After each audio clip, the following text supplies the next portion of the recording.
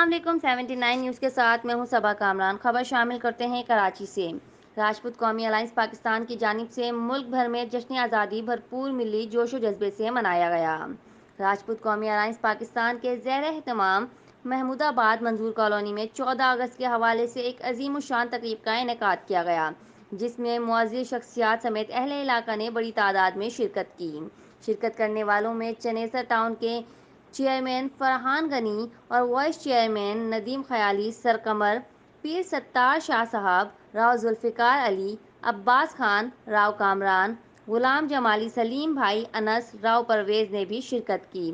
اس موقع پر بچوں میں 14 اگست کی کیپ، بیجز اور مختلف اشیاء تقسیم کی گئی، کیک بھی کاٹا گیا۔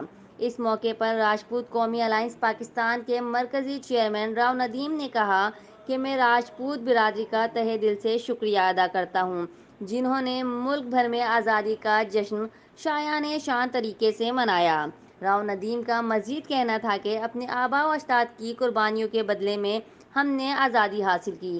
ایسے وقت میں جب ایک بار پھر ہمارے ملک کو بہت سے چیلنجز کا سامنا ہے تو راجپوت برادری کی ذمہ داری ایسے میں مزید بڑھ جاتی ہے۔